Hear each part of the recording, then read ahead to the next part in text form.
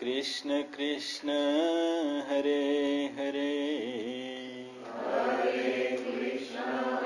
हरे कृष्ण कृष्ण कृष्ण हरे हरे हरे राम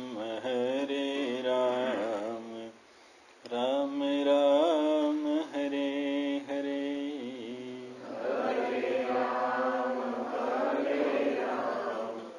राम राम हरे हरे हरे कृष्ण कृष्ण कृष्ण हरे हरे हरे कृष्ण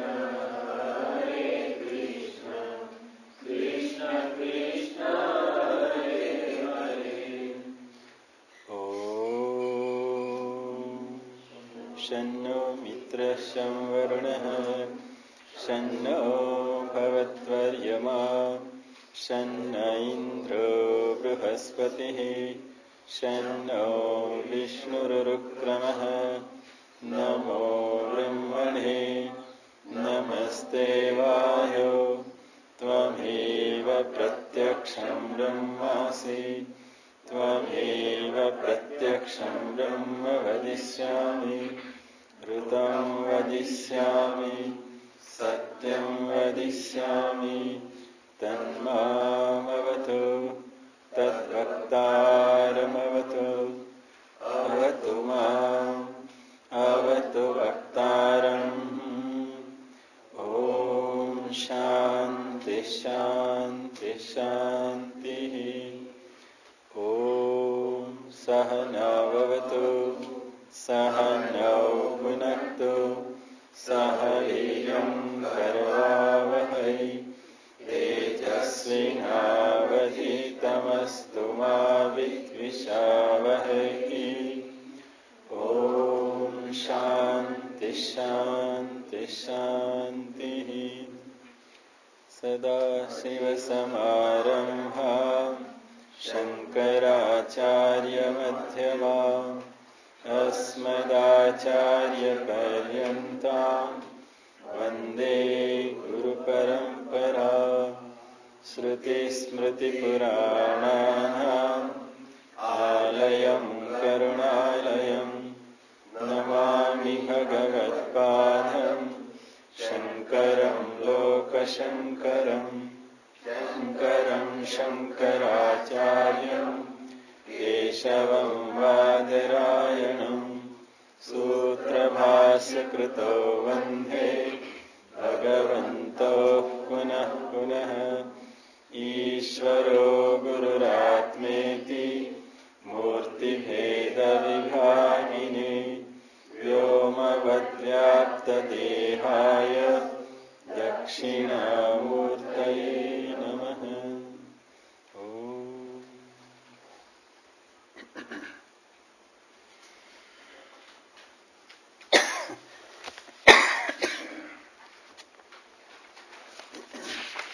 त्रिजो श्लोक वाक्यार्थश्च विचार्यतां श्रुतिशिरा त्रिजो श्लोक पक्षः समाश्रियताम्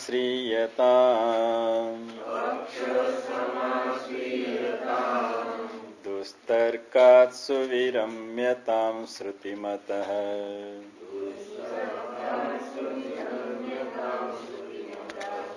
तर्कोऽनुसन्धीयताम्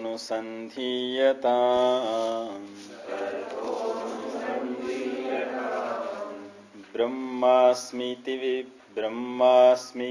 विभाव्यतामहरः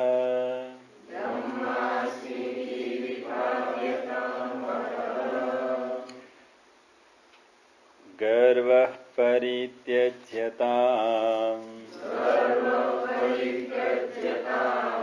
देहेऽहं मतिरुज्यतां बुधजने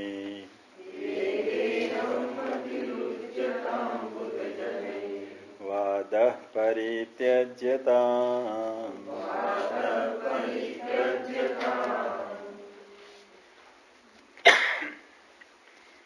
બીજા 8 સોપાન આ શ્લોકમાં બતાવે છે.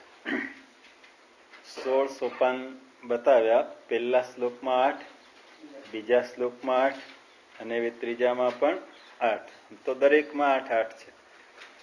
એટલે 17મું સોપાન અને આ શ્લોકનું પ્રથમ સોપાન શું કે છે? વાક્યાર્થશ્ચ વિચાર્યતામ. વાક્યના અર્થનું મનન કરો અથવા તો વિચાર કરો. વિચાર્યતામ, વિચાર કરો. વાક્યાર્થનો વિચાર કરો. વાક્યાર્થશ્ચ, એ ચ છે એ આગળના શ્લોકની સાથે જોડી દે છે. આગળ શું કહ્યું? શ્રુતિ શિરો વાક્યમ સમાકરણ્યતામ. અહીંયા આપણને એ લાગી કે વાક્યનો વિચાર કરવો. કયા વાક્યનો વિચાર કરવો? તો ચ છે એ આગળના શ્લોકમાં જે છેલ્લું બતાવ્યું છે એને જોડી દે છે. વાક્ય પણ કયું વાક્ય? શ્રુતિ શિરઃ વાક્યમ. વિચાર કરવાનો, સાંભળવાનું પેલા. ત્યાં આકરણ્યતામ કહ્યું. સમાકરણ્યતામ, સમાકરણ્યતામ બીજા શ્લોકનો છેલ્લો શબ્દ. કે એ વેદાંત વાક્યોનો સારી રીતે શ્રવણ કરવું. સમાકરણ્યતામ, સારી રીતે કર્ણ દ્વારા સાંભળવું, શ્રવણ કરવું. અને હવે કે છે વિચાર્યતા, એટલે શ્રવણ પછી હવે શું? મનન. એટલે પહેલા વાક્યનો શ્રવણ કરવાનું છે. કયા વાક્યનો? તો કે વેદાંત વાક્યોનું. ઉપનિષદ શ્રુતિશિર. શ્રુતિશિર એટલે શ્રુતિ એટલે વેદ. વેદનું જે મસ્તકરૂપ વાક્ય છે એટલે એમાં મસ્તકરૂપ જ્ઞાન છે. ઉપનિષદ, ઉપનિષદમાં બતાવેલા વાક્યો એટલે મંત્રો. અને એમાં વાક્યો કેવા બતાવ્યા છે? ઉપનિષદમાં પેલા શબ્દ જોઈ લે પછી એને સમજીશું. વાક્યાર્થશ્ચ વિચાર્યતામ.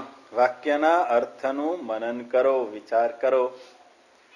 પછી કે છે શ્રુતિશિર પક્ષ સમાશ્રિયતામ. શ્રુતિશિર પક્ષ. શ્રુતિશિર આગળ શ્રુતિશિર શબ્દ હતો, અહીં પાછો એ વાપરો. શ્રુતિશિર એટલે ઉપનિષદના વાક્યો.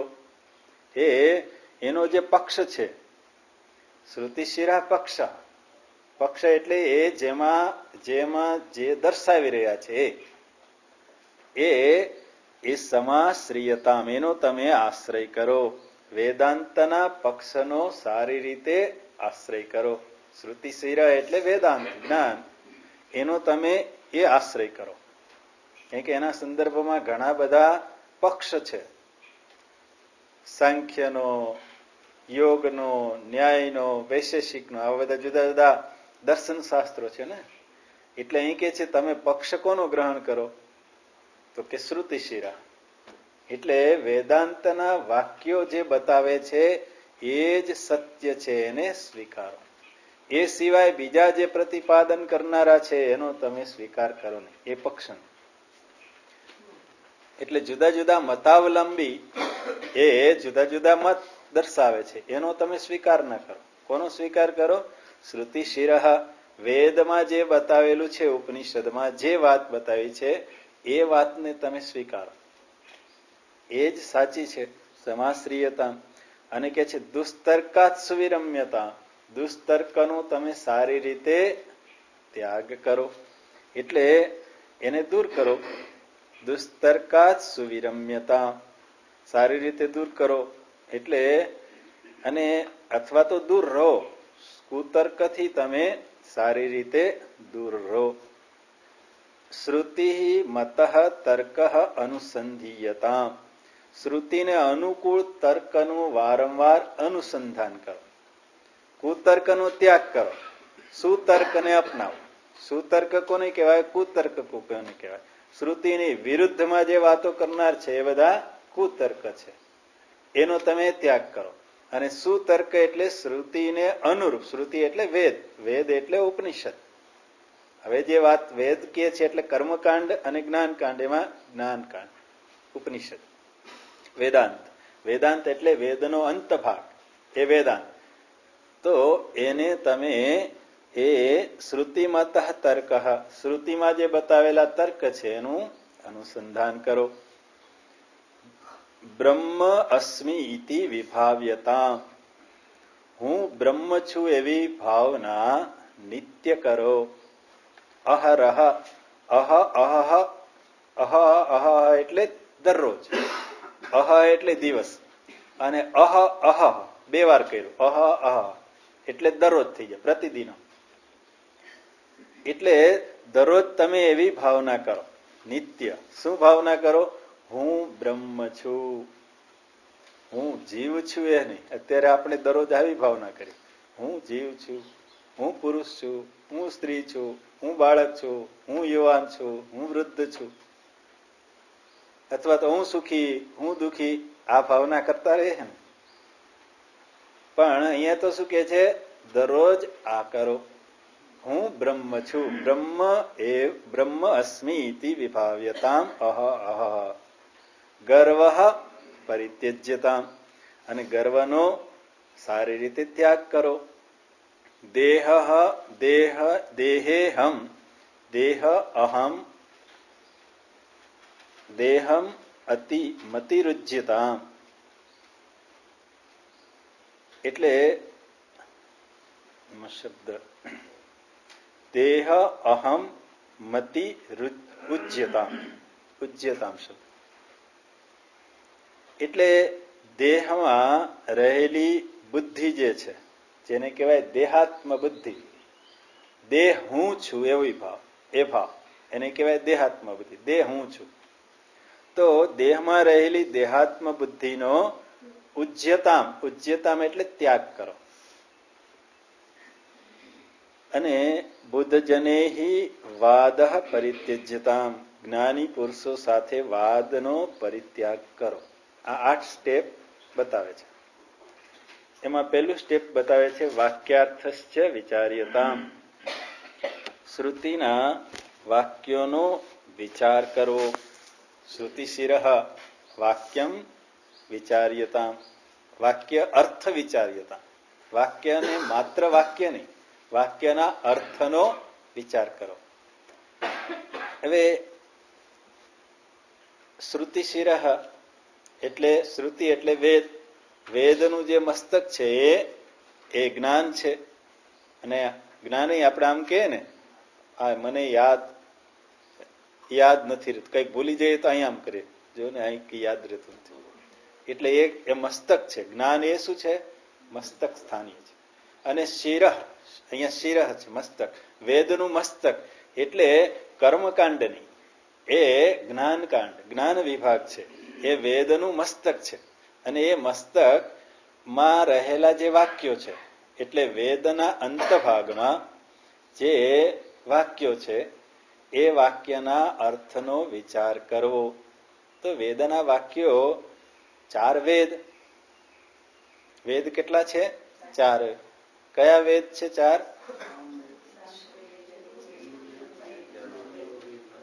ઋગ્વેદ, ક્રમમાં લઈએ તો ઋગ્વેદ, પછી યજુર્વેદ, સામવેદ અને અથર્વવેદ.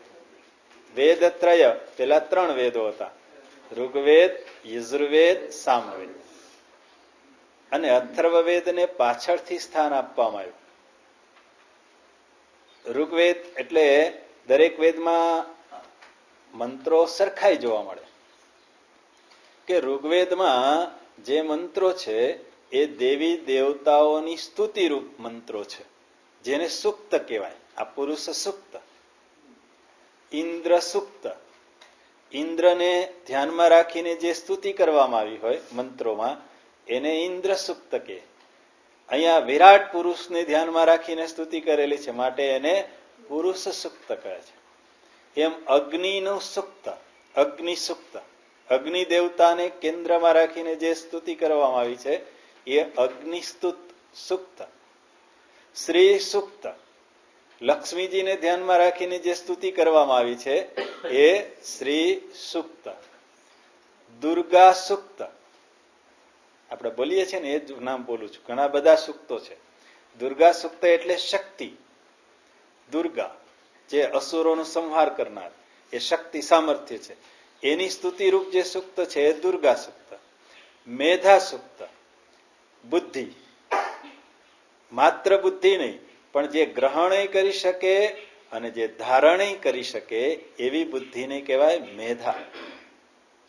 મેધા સૂક્ત એટલે એ સરસ્વતી માતાની ઉપાસના થઈ. તો આમ જુદા જુદા દેવી દેવતાઓને કેન્દ્રમાં રાખીને જે સ્તુતિ કરવામાં આવી છે એ ઋગ્વેદમાં છે. અને એ જ મંત્રો ઋગ્વેદના, એ મંત્રોને યજ્ઞયાગમાં કેમ પ્રયોજવા? યજ્ઞ, ઇન્દ્રને કેન્દ્રમાં રાખીને યજ્ઞ કરવાનો, લક્ષ્મીજીને કેન્દ્રમાં રાખીને યજ્ઞ કરવાનો, એ વરુણદેવને કેન્દ્રમાં રાખીને સ્તુતિ છે પર્જન્ય વરુણદેવ, તો એનો યજ્ઞ કેમ કરવો? પર્જન્ય યજ્ઞ. તો એ જ મંત્રોને યજ્ઞયાગ વિધિમાં ઋગ્વેદમાં બતાવ્યા. યજુર્વેદમાં, ઋગ્વેદમાં સ્તુતિ છે, યજુર્વેદમાં એને યજ્ઞયાગ વિધિમાં પ્રયોજ્યા છે. અને સામવેદમાં એ જ મંત્રોનું ગાન કેવી રીતે કરવું એ બતાવ્યું છે.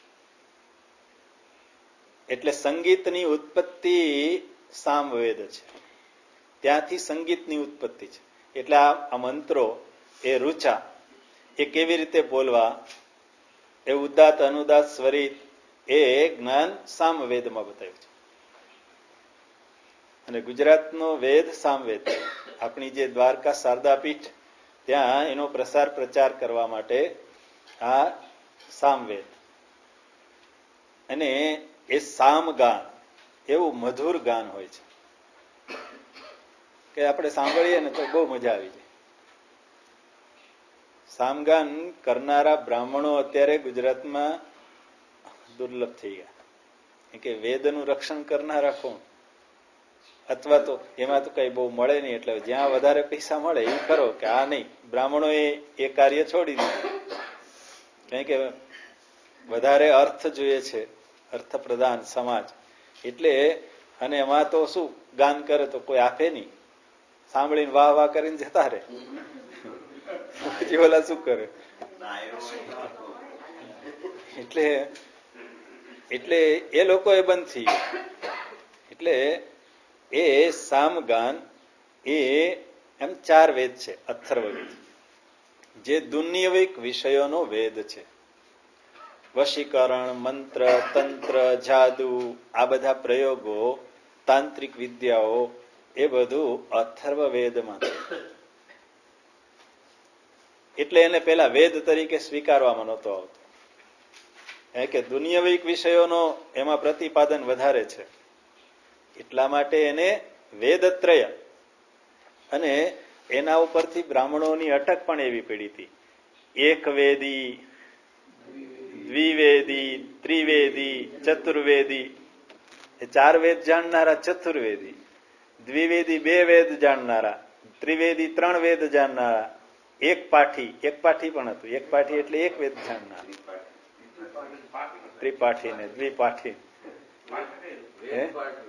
વેદ પાઠી. એટલે એ એના ઉપરથી સરનેમ હતું કે જે એને જાણનારા હતા. પણ એમાં બહુ નહીં જઈએ, નહીં તો પાછું રહી જશે. એટલે અહીંયા કે છે 4 વેદ, અને 4 વેદના અહીંયા વાક્યો શ્રુતિ શિરઃ, વાક્ય અર્થ વિચાર્યતા. અહીં કે છે વિચાર્યતા એટલે એમાં રહેલા વાક્યોનો વિચાર કરવો. એમાં તો ઘણા બધા વાક્યો છે, કયા વાક્યનો વિચાર કરવો? વેદ તો ભંડાર છે જ્ઞાનનો, જ્ઞાનનો રાશિ એ જ વેદ છે. એમાંથી કયા વેદ, કયું વાક્ય વિચારવું? અહીં વાક્ય કે છે શ્રુતિ શિરા, અને શ્રુતિમાં તો અનેક વાક્યો છે, અનેક મંત્રો છે. એમાં કયા વાક્યનો વિચાર કરવો? તો કે દરેક વેદમાં એક મહાવાક્ય છે. મહાવાક્યનો અર્થ વિચાર કરો. ખાલી વાક્ય અર્થ એવો જ ગ્રહણ કરી લઈએ તો ન ચાલે. વાક્યાર્થ એટલે કયો વાક્યાર્થ? ચ આગળના શબ્દને જોડીને કે છે શ્રુતિ શિરઃ વાક્ય અર્થ સુવિચાર્યતામ. એ શ્રુતિના એટલે વેદના, વેદના એટલે કે ઉપનિષદના, પણ ઉપનિષદ એ ઘણા બધા છે, હજારોની સંખ્યામાં ઉપનિષદ છે. એમાં 10 મુખ્ય ઉપનિષદો છે. 10 મુખ્ય ઉપનિષદ, હજારોની સંખ્યામાં ઉપનિષદ છે વેદના અંતભાગમાં જ નહીં, વચ્ચે આવે, શરૂઆતમાં આવે, પણ મોટા ભાગના ઉપનિષદો અંતમાં છે, માટે એને વેદાંત કહેવાય છે. વેદસ્ય અંતઃ ભાગ વેદાંત, વેદનો અંત ભાગ છે માટે વેદાંત, અને એને જ ઉપનિષદ કહેવાય, એટલે વેદાંત કહેવાય. જે જ્ઞાનકાંડ છે એ જ્ઞાનકાંડ કહેવાય, વેદાંત કહેવાય, ઉપનિષદ કહેવાય, શ્રુતિ શિરઃ કહેવાય. એટલે એ વાક્ય, એટલે ચારે વેદમાં એક એક મહાવાક્ય મૂકેલું છે. આમ તો અનેક મહાવાક્યો છે, પણ 4 ગ્રાહ્ય સ્વીકાર્ય ગણાય. જેમ અનેક ઉપનિષદો છે, અનેક મહાવાક્યો છે, એમાંથી 10 મુખ્ય ઉપનિષદ અને 4 મુખ્ય મહાવાક્ય કહેવાય. દરેક ઉપનિષદમાં મહાવાક્ય હોય જ. અને મહાવાક્યનો અર્થ પછી આપણે એમાં અંદર પ્રવેશ કરીએ, કે આ જરૂરી થોડીક આપણને માહિતી, આપણને ખ્યાલ નથી હોતો, જેનું આપણે અધ્યયન કરીએ એનો જ ખ્યાલ ન હોય.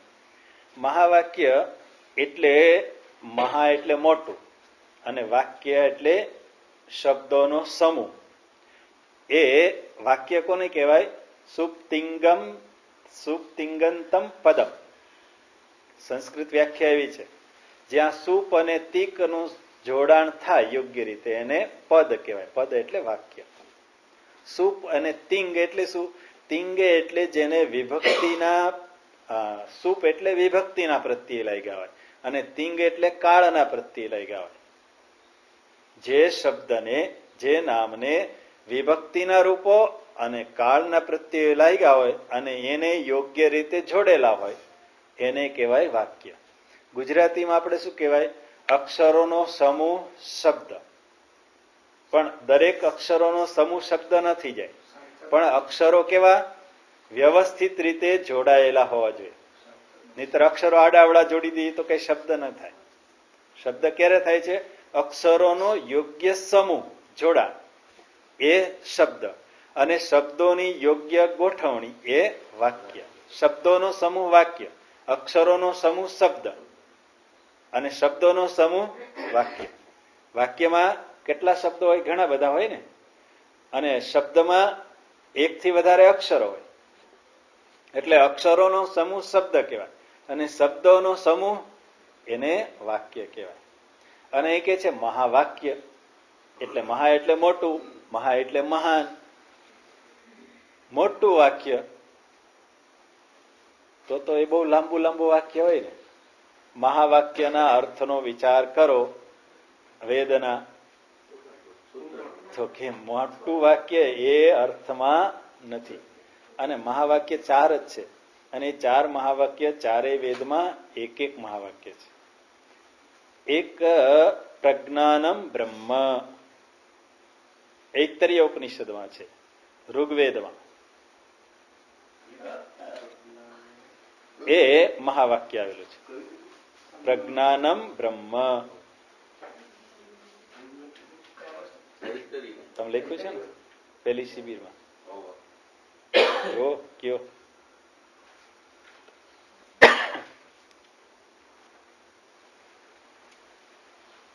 ચાર વેદ, એમાં 4 મહાવાક્ય. એ જોઈએ દરમિયાન આપણે જોઈ લઈએ કે 10 ઉપનિષદ શા માટે કહેવાય છે, અને એ 4 જ મહાવાક્યો કેમ? તો કે 10 ઉપનિષદ હજારોની સંખ્યા છે, પણ 10 ને મુખ્ય ઉપનિષદ કહેવાય છે. એ એટલા માટે કે આદિ શંકરાચાર્યજીએ આ ઉપનિષદો ઉપર ભાષ્ય લખેલું છે. ભાષ્ય એટલે શું? એ મંત્રોનો અર્થ બતાવ્યો છે. એ મંત્રોનો અર્થ શું? મંત્રની સમજૂતી. એ જે મંત્રો હોય એના એક એક શબ્દની સમજૂતી બતાવી છે કે આ શબ્દનો આવો અર્થ થાય. અને એ જે સંસ્કૃતમાં કોમેન્ટ્રી લખી છે મંત્રો ઉપર, એને નામ આપવામાં આવે છે ભાષ્ય. એને ભાષ્ય કહેવાય. અને એ ભાષ્ય એમણે લખ્યું, એમાં 10 મુખ્ય ઉપનિષદો ઉપર એમણે લખ્યું છે. હવે એમણે લખ્યું એટલે એને મુખ્ય ગણી લેવાના? તો કે એવું નહીં. તો કે પછીના જે આચાર્યો થઈ ગયા, શંકરાચાર્યજી પછી વલ્લભાચાર્ય હોય, રામાનુજાચાર્ય હોય, નિંબકાચાર્ય હોય, વલ્લભાચાર્યજી હોય, તો એ બધાએ પણ આ ઉપનિષદો ઉપર ભાષ્ય લખ્યા. એટલે એને મુખ્ય ઉપનિષદ કહેવાય છે. કારણ કે મોટા ભાગના આચાર્યોએ એટલા જ ઉપનિષદો ઉપર લખ્યું છે. ભલે એને જુદું જુદું લખ્યું છે પોતાના મતને અનુરૂપ, પણ એ જે લખ્યું છે માટે એને મુખ્ય કહેવાય. ઈશ ઉપનિષદ કેન, એક એક શબ્દ લખાવો છો, પછી દરેકની પાછળ ઉપનિષદ લાગે. ઈશ કેન, ઈમાં ઈ દીર્ઘ કરવાનું. ઈશ, ઈશ્વર લખીએ એમ. ઈશ કેન કઠ પ્રશ્ન મુંડક માંડુક્ય ઐતર્ય ઐતર્ય ઐતર્ય તૈતર્ય, પછી બીજાનો મત લખી લેજો.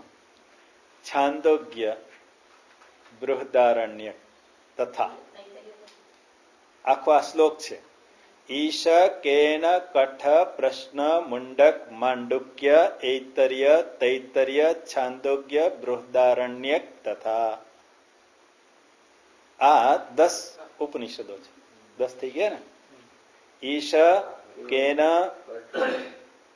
કેન કઠ પ્રશ્ન મુંડક માંડુક્ય ઐતર્ય તૈત્રેય છાંદોગ્ય બૃહદારણ્યક. બૃહદારણ્યક આ 10 મુખ્ય ઉપનિષદો છે.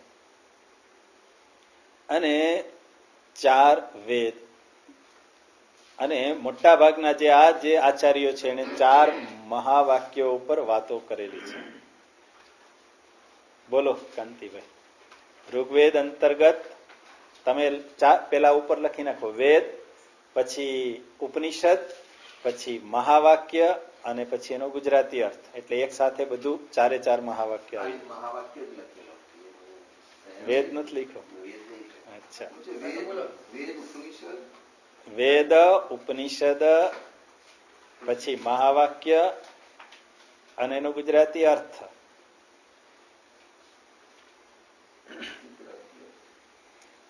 ઋગ્વેદ ઐતર્ય ઉપનિષદ મંત્ર છે, મહાવાક્ય છે પ્રજ્ઞાનમ બ્રહ્મ. ઐતર્ય ઋગ્વેદ ઐતર્ય, ઉપનિષદ ઐતર્ય, વેદો ઋગ્વેદ.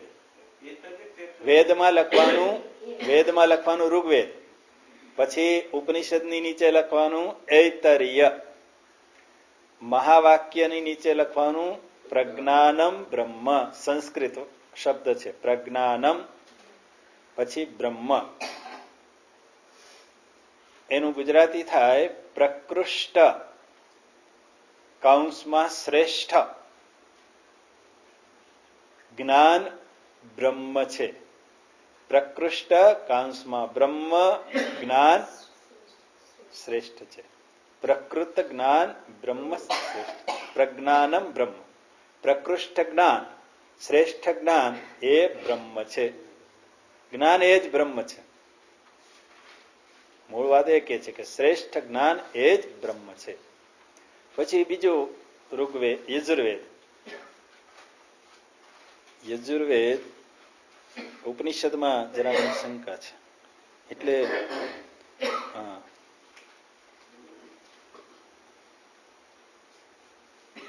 એમાં ઉપનિષદ યજુર્વેદ અંતર્ગત હું ન ભૂલું તો પછી હું તમને જાણીને જરાક કહીશ. કાલે આખું આ 4 લખાવી દઈશ, એટલે ખોટું લખાય નહીં. ગુજરાતી પ્રજ્ઞાનમ એટલે પ્રકૃષ્ટ શ્રેષ્ઠ બ્રહ્મ એ જ્ઞાન એ બ્રહ્મ છે. પછી બીજું મહાવાક્ય છે એ અથર્વવેદ અંતર્ગત આમાં ક્રમમાં લઈએ તો એ પ્રજ્ઞાનમ બ્રહ્મ, પછી તત્વમસી. એ તત્વમસી મહાવાક્ય છે એ શ્વેત કેતુને ઉદ્દાલક મુનિએ 9 વાર એનો ઉપદેશ આપ્યો છે. આ તત્વમસી એ છાંદોગ્ય વેદ, એટલે હું એમાં સ્પષ્ટ નથી, એટલે તમને ખોટું લખાય નહીં, એ બાકી રાખી દો, પછી હું લખાઈશ. કેટલી જગ્યા છોડી દો, 4, 6, 7 લીટી છોડી દો, પછી તમે લખવાનું શરૂ કરો. સાંજે લખાવીશ, સાંજે રાત્રે આપણે મળીએ ને ત્યારે લખાવી દઈશ, એટલે એમાં ખોટું ન લખાઈ જાય. એટલે બાકી એ માંડુક્ય ઉપનિષદમાં અયમ આત્મા બ્રહ્મ, એ માંડુક્ય ઉપનિષદમાં છે, અથર્વવેદ અંતર્ગત છે. એકમાં જરાક શંકા છે. એટલે અયમ આત્મા બ્રહ્મ, આ આત્મા બ્રહ્મ છે, એનું ગુજરાતી. માંડુક્ય ઉપનિષદ છે, વેદ અથર્વવેદ છે. સામવેદ છાંદોગ્ય ઉપનિષદ, એટલે ઋગ્વેદ યજુર્વેદ અંતર્ગત આવી ગયું. બૃહદારણ્યક તત્વમસી, બૃહદારણ્યક ઉપનિષદ તત્વમસી, વેદ યજુર્વેદ. અને સામવેદ અંતર્ગત છાંદોગ્ય ઉપનિષદ, અને એમાં અહમ બ્રહ્માસ્મિ, હું બ્રહ્મ છું. તત્વમસી તે તું છો. અયમ આત્મા બ્રહ્મ, આ આત્મા બ્રહ્મ છે. આ 4 મહાવાક્ય. એટલે હવે એ પાકું થયું આ જ પ્રમાણે. ઋગ્વેદ એટલે ફરી વાર ઋગ્વેદ, એના અંતર્ગત ઉપનિષદ ઐતર્ય, પ્રજ્ઞાનમ બ્રહ્મ, પ્રકૃષ્ટ શ્રેષ્ઠ જ્ઞાન બ્રહ્મ છે. યજુર્વેદ અંતર્ગત એમાં આડો હું પેલા બૃહદારણ્યક ઉપનિષદ બોલી ગયો, બોલો અથર્વવેદ, વેદ અથર્વવેદ આવી ગયો, પણ ક્રમમાં લઈએ તો યજુર્વેદ. યજુર્વેદ અંતર્ગત છાંદોગ્ય ઉપનિષદ, અને તત્વમસી મહાવાક્ય, તે તું છો. પછી આવે સામવેદ.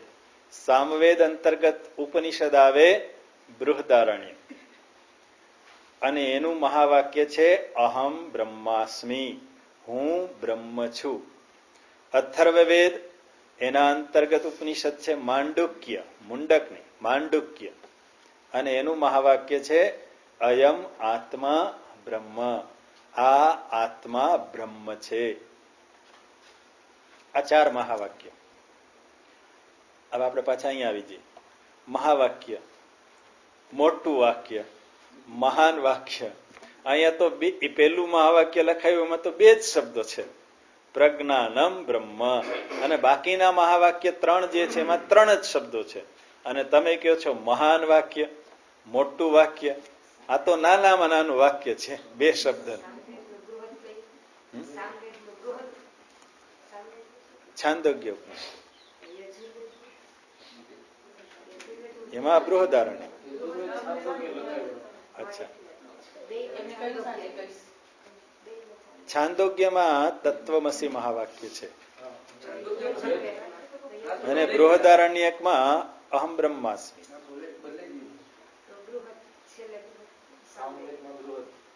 સારું, હું પણ જોઈને કહીશ, એટલે હું જોઈને તમને સ્પષ્ટ લખાઈશ, પણ અત્યારે જે થયું. એટલે આ મહાવાક્ય અર્થ સહ જોવા જઈએ તો મહાવાક્ય નથી, નાનામાં નાનું વાક્ય છે. અને એ કહે છે તો મહાવાક્યનો અર્થનો વિચાર કરો. મહાવાક્ય એટલે મોટું વાક્ય એવો અર્થ નથી, પણ જેનો અર્થ મહાન છે. જો શબ્દશઃ લેવા જઈએ, જે વાક્યનો અર્થ મહાન છે એને કહેવાય શબ્દશઃ અર્થ, વાચ્યાર્થ, શબ્દાર્થ, એ મહાવાક્ય. પણ શાસ્ત્ર મહાવાક્ય કોને કહે છે? તત્વની દ્રષ્ટિએ, લક્ષણાથી. તો કે જે વાક્ય જીવ બ્રહ્મનું એક્યનું પ્રતિપાદન કરે. જે વાક્ય શું કરે? જીવ જગત જગદીશ એના એક્યનું પ્રતિપાદન કરે, એને કહેવાય મહાવાક્ય. પછી એ નાનામાં નાનું વાક્ય હોય તો પણ શું કહેવાય? મહાવાક્ય. શું કરે મહાવાક્ય? અખંડનો બોધ કરાવે એ મહાવાક્ય. અખંડ બોધ કરતા વાક્ય મહાવાક્ય. અખંડ એટલે પૂર્ણ, પૂર્ણનું જ્ઞાન કરાવી દે. અને પૂર્ણ શું છે? જીવ જગત જગદીશ પાછળ એક જ તત્વ છે, એકનો બોધ કરાવે એ મહાવાક્ય છે. મહાવાક્ય એટલે મોટું વાક્ય. અખંડ બોધ કરતા વાક્ય, સંસ્કૃત વ્યાખ્યા એવી થાય, અખંડ બોધ કરતા વાક્ય મહાવાક્ય. અખંડનો બોધ કરાવે, પૂર્ણનો બોધ કરાવે એ મહાવાક્ય છે. અને મને ભેદ ક્યાં દેખાય છે? મુખ્ય ત્રણ: જીવ, જગત અને એનો નિયંતા જગદીશ. જીવ, જગત, જગદીશ એ ત્રણેય પાછળનું જે સત્ય એ જે ઉદ્ઘાટિત કરે વાક્ય એને કહેવાય મહાવાક્ય. ખ્યાલ આવ્યો? આને મહાવાક્ય કે. અને અહીં કે છે એ મહાવાક્યનો અર્થ કરો, અર્થનો વિચાર કરો, મનન કરો. વા પેલા કહ્યું સારી રીતે શ્રવણ કરો, બીજા શ્લોકનો છેલ્લો શબ્દ. અહીંયા કે છે એ શ્રવણ કર્યા પછી એ મહાવાક્યના અર્થનો વિચાર કરો, એટલે મનન કરો. એ મહાવાક્યો, એમાં પહેલું મહાવાક્ય જે છે પ્રજ્ઞાનમ બ્રહ્મ, જેમાં સત્યની વ્યાખ્યા બતાવી છે. એ શું ઉપદેશ આપે છે? મહાવાક્યનો ઉપદેશ શું? તો કે સત્ય શું છે? જ્ઞાન એ જ બ્રહ્મ છે, જ્ઞાન એ જ સત્ય છે. જે આત્મા, જેને જ્ઞાન લેવા નીકળો છું તો એ પેલું આ ઉપદેશ વાક્ય થાય. આ સત્ય છે. શું? જ્ઞાન એ જ બ્રહ્મ છે. પ્રકૃષ્ટ જ્ઞાન, શ્રેષ્ઠ જ્ઞાન એ જ બ્રહ્મ છે. અને એ સત્યની વ્યાખ્યા કરે છે. આ મહાવાક્ય શું કરે છે? સત્યનું પ્રતિપાદન, સત્યની વ્યાખ્યા, કે સત્ય શું છે, આ જગતનું સત્ય શું, આ જીવનું સત્ય શું, આ જગદીશનું સત્ય શું? તો કે જ્ઞાન. જ્ઞાન એ જ સત્ય છે. અને પછી બતાવે છે કે ઉપદેશ આપે છે. ઉપદેશ વાક્ય શું છે? તત્વમસી એ ઉપદેશ વાક્ય છે. શિષ્યને આચાર્ય ઉપદેશ આપે. શું? તે તું છો. દસમાને ઓલો આપ્તજન કે, દસમો છોકરો ખોવાઈ ગયો, એને ઓલો આપ્તજન શું કે? તું દસમો છે. તત્વમ અસી, તે તું છો. એ મહાવાક્ય ને ઉપદેશ વાક્ય કહેવાય. ઉપદેશ વાક્ય. પહેલું વાક્ય જે છે શું છે? સત્યની વ્યાખ્યા કરનારું મહાવાક્ય છે. બીજું વાક્ય છે એ ઉપદેશ વાક્ય છે. ત્રીજું વાક્ય જે છે, ચાર મહાવાક્યોમાં જે અયમ આત્મા બ્રહ્મ, આ આત્મા બ્રહ્મ છે, એ અનુભવ વાક્ય છે. અનુભૂતિ, અપરોક્ષ અનુભૂતિ. એ શું છે? અયમ આત્મા બ્રહ્મ. એ આત્મા, આત્મા એટલે હું, આત્મા એટલે પાછું જુદો નહીં, એ બ્રહ્મ હું જ છું. એ અનુભૂતિ. અયમ આત્મા બ્રહ્મ એ અનુભૂતિ છે. અને અહમ બ્રહ્માસ્મિ, હા બોલો, અનુભવ વાક્ય છે. સોરી, કયું? અયમ આત્મા બ્રહ્મ, અનુભવ. આ આત્મા બ્રહ્મ છે, અનુભવ વાક્ય. અને અહમ બ્રહ્માસ્મિ અનુભૂતિ વાક્ય છે. અનુભૂતિ, અનુભવ, અનુભૂતિ એટલે અનુભૂતિનો હર્ષનાદ છે કે એ બ્રહ્મ હું જ છું. પેલા એ સત્યનું પ્રતિપાદન કર્યું કે જ્ઞાન એ જ બ્રહ્મ છે. પછી એ જ્ઞાન તું જ છે, એ જ્ઞાન સ્વરૂપ તું જ છે, જુદો નથી. એનો અનુભવ એને કેવી રીતે કર્યો? આ આત્મા બ્રહ્મ છે, તે તું છો, એટલે આ બ્રહ્મ છે. અને અનુભૂતિ જ્યારે થઈ જાય, અનુભવ પછી અનુભૂતિ, અનુભૂતિ થાય ત્યારે હર્ષનાદ આવે. શું? એ હું જ બ્રહ્મ છું, અહમ બ્રહ્માસ્મિ. એટલે આ ચાર મહાવાક્યો એના એક ગહન અને સૂક્ષ્મ એ મહાવાક્યો છે. ભલે નાના વાક્યો રહ્યા, પણ એ કેવા છે? મહાન છે, સૂક્ષ્મ છે, એ એનો અર્થ. એટલે એને મહાવાક્ય કહે છે. અને એ મહાવાક્યના સંદર્ભમાં તું પેલા સાંભળ અને પછી એના અર્થનો વિચાર કર. એટલે એ મહાવાક્ય જે છે એ અહીંયા આ ચારેય મહાવાક્યોના ગહન અને સૂક્ષ્મ તત્વ પર મનન કરતા શું થાય? તો કે મારું મનન કરનારું મન છે, એ મન ઉર્ધ્વગામી બને. એટલે અને એ ઉર્ધ્વગામી બને એટલે શું? તો એ મનની અંદર એવી અનુભૂતિ થવા લાગે કે પ્રાણી માત્રમાં જે વિલસતું ચૈતન્ય છે એ ચૈતન્ય જ એ જીવનની જ્યોત છે. અને એ સર્વમાં છે, મારી અંદર પણ છે, સર્વની અંદર એ જ રહેલો છે. એટલે એ અધિષ્ઠાન રૂપ તત્વની અનુભૂતિ કરવાને સમર્થ બને. એટલે જેને આધીન આ જગત છે, જેને આધીન એની સ્થિતિ છે, જેમાં એનો લય થઈ જાય છે, એ સ્વયં કોણ છે? હું જ છે. એ બતાવે છે કે જે પરમાત્મામાં આ બધી લીલા થઈ રહી છે. કઈ? તો કે સર્જન, સ્થિતિ, લય, એ બધું થઈ રહ્યું છે.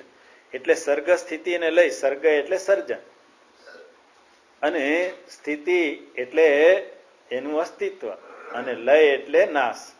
તો આ જે જ્યાં થઈ રહ્યું છે એ ત્રણેયનું અધિષ્ઠાન તો કોણ છે? ચૈતન્ય. એ ચૈતન્ય સ્વરૂપ સ્વયં હું જ છું. આ જ આત્મા છે, જેમાંથી આ સર્જન થાય છે, જેમાં સ્થિતિ રહે છે, જેમાં સર્વનો લય થઈ જાય છે. એટલે અને કેવી રીતે થાય? આપણને એવું થાય કે એક જ હોય ને એમાં આ બધું ત્રણ કેમ થાય? તો એકમાં જ બધું થાય. આપણે આ દ્રષ્ટાંત આગળ જોયું હતું સ્વપ્નનું, કે સ્વપ્નનું સર્જન મારામાંથી જ થાય છે, મારામાં જ સ્થિતિ છે અને મારામાં જ લય છે. હુંમાંથી જ સર્જન, હુંમાં જ સ્થિતિ, હુંમાં જ લય. અથવા આ હું જે ચૈતન્ય સ્વરૂપ છે શુદ્ધ, એ હું કોણ છું એવું જ્યારે પૂછવામાં આવે ત્યારે એ હું કોણ? એટલે રમણ મહર્ષિ પાસે જાય તો એનો સીધો પ્રશ્ન હતો કે હું કોણ? કે પ્રશ્ન કરનારો કોણ? એને તમે શોધો. એટલે શોધ આગળ જત. આપણને હું કોણ એટલે તો શું આવે? નામ આવે. હું કોણ? તો કે હું આ નામ વાળો. અથવા નામથી ન ઓળખે તો કે મને ન ઓળખો, ફલાણાનો દીકરો, એટલે પિતાનું નામ આવે, ગામ આવે, સ્થાન આવે. એ બધી ઓળખાણો આ શરીરને આધી. એટલે હું કોણ? શરીર. હું કોણ? શરીર. એટલે પણ વિચાર કરીએ તો હું શરીર નથી. જો હું હોઉં શરીર તો એ હંમેશા એની સાથે જ રહેવો જોઈએ. પણ શરીર ન હોય ત્યારે હું તો રહે. એટલે હું જે એને હું કહું છું એ આ દેખાતા શરીરને આધીન હું કહું છું. પણ એ શરીરે આપણા અનુભવમાં અત્યારે, પહેલા તો આપણે એવો વિચાર કરીએ કે આ શરીર ન રહે ત્યારે હું તો રહે, નાશ થઈ જાય ત્યારે. પણ નાશ ન થાય ત્યારે આ શરીર સાથે હું અલિપ્ત રહે છે. ક્યારે રહે છે? ક્યારે રહે? જાગ્રતમાં તો આ શરીર સાથે હું જોડાયેલો જ રહે, એટલે એ ઓળખાવે આ શરીર હું. પણ હું સૂઈ જાઉં અને સૂઈ જાઉં સ્વપ્ન જોઉં ત્યારે આ શરીર હોય. ત્યારે મને કોઈ પૂછે તમે કોણ? ત્યારે ઓળખાણ તો આપે ને. ભલે ને આ શરીર ત્યાં હોય, સ્વપ્નમાં લાગે, પણ આ શરીર ન હોય. એ તો પથારીમાં પડેલું છે, નિશ્ચેષ્ટ, કોઈ ક્રિયા કરતું નથી, એમને પડ્યું છે. અને હું સ્વપ્ન જોઉં છું ત્યાં હું, એટલે આ શરીર સ્વપ્નમાં છે નહીં. એટલે જો એ શરીરે હું હોઉં તો સ્વપ્નમાં આ શરીર રહેવું જોઈએ. ત્યાં રહેતું નથી, છતાંય હું તો રહે છે. એટલે હું આ શરીર નથી. હું શરીર ન હોઈ શકે. જો હોઉં તો હંમેશા રહે. અથવા તો બાળપણમાં જે શરીરમાં હું કહેતો હતો એ યુવાનમાં હું કે શરીર બદલાઈ ગયું, પણ હું તો રહ્યો. વૃદ્ધાવસ્થામાં શરીર બદલાઈ ગયું, યુવાનીનો નાશ થઈ ગયો. યુવાનીમાં બાળપણનો નાશ થઈ ગયો. બાળપણનું જે શરીર હતું એનો નાશ થાય તો જ યુવાન થાય, યુવાનીનો નાશ થાય તો જ વૃદ્ધ થાય. એટલે એ શરીર તો બદલાઈ ગયા અવસ્થાઓ. તો એમાં હું તો રહ્યો ને, હું તો રહે. એટલે આ શરીર એ હું હોય નહીં. તો પછી મન એ તો હું ને, કારણ કે સ્વપ્નમાં તો મન હોય, મન જ આ સર્જન કરે. ત્યાં હું ઓળખાણ કરાવું છું શેને આધીન? મનને આધીન. સૂક્ષ્મ વિષયો, સૂક્ષ્મ શરીર ત્યાં છે. આ સ્થૂળ શરીર કે સ્થૂળ વિષયો ત્યાં નથી. જાગ્રતના વિષયો સ્વપ્નમાં વિષયો હોય નહીં. અહીંયા મને જે નાળિયેરી દેખાય એ સ્વપ્નમાં નાળિયેરી હોય નહીં. એ જુદી, એ અહીંના સ્થૂળ વિષયો છે. સ્વપ્ન જગતના વિષયો સૂક્ષ્મ છે. એ આ છે નહીં. નહીતર એ રૂમમાં ક્યાં નાળિયેરી સમાય? આ બધું આખું જગત આવી જાય. અને હું તો કેટલામાં સૂતો છું? એટલામાં સૂતો છું. 10x10 ના રૂમમાં પાછો તો થોડાક ભાગમાં, અને એમાં આ બધું આવી જાય. એટલે આ જાગ્રતના વિષયો ત્યાં નથી. પણ હું આ શરીર નથી એ તમે સમજાયું સ્વપ્નના આધીન. પણ મન તો ત્યાં હોય ને, મનને આધીન ઓળખાણ હું મન કરીએ ને આપણે. મારું મન ઠેકાણે નથી હો, મારું મન ઠેકાણે છે. મારું મન આજ પ્રસન્ન છે, આજ મારું મન ખિન્ન છે. એ મનને આધીન આપણે ઓળખાણ આપીએ, હું મન. પણ સ્વપ્નમાં મન રહે, પણ સુષુપ્તિમાં મન ન હોય. હોય મન? કારણ કે ત્યાં મને કંઈ ખબર પડી નહીં. કારણ કે ખબર પડનારું જે બુદ્ધિ કે મન હતું એ લઈ થઈ ગયો. પણ એને જાણનારો ત્યાં હતો હું. કારણ કે ઉઠીને તરત જ કહે છે, આજ તો મજા આવી ગઈ, કંઈ ખબર ન પડી. એની ખબર પડી. કંઈ ન ખબર પડી, એની ખબર પડી ને. અજ્ઞાનને ઉજાડનારો અજ્ઞાન જ્યાં હોય ત્યાં હાજર હોય તો કહી શકે. આપણે કહી શકીએ ને, કંઈ ખબર ન પડી, એ જાણનારો તો કોઈક હોય તો એવું કહી શકે. પણ જે જાણનારું એ સુષુપ્તિમાં મન ત્યારે લઈ થઈ ગયું હોય ત્યારે, એટલે એ ખબર નથી પડતી. પણ જાગતાની સાથે જે જાણનારો છે એની સાથે અભિવ્યક્ત થઈને કહે છે કે કંઈ ખબર ના પડે. એટલે મન પણ એ હું નથી. હું નથી એ તો એ એટલે હું કોણ? તો આ બધી ઉપાધિ જે છે એને આધીન હું ઓળખાવું છું હું ને. ઉપાધિ એટલે ચિંતા નહીં, ઉપાધિ એટલે ડિગ્રી નહીં. આધિ વ્યાધિ ઉપાધિ એ ઉપાધિ નહીં. કે આ રોગ આધિ વ્યાધિ ઉપાધિ, ઉપાધિને ડિગ્રી કહેવાય. ડિગ્રી કે ને આ ઉપાધિથી એને નવાજવામાં આવે.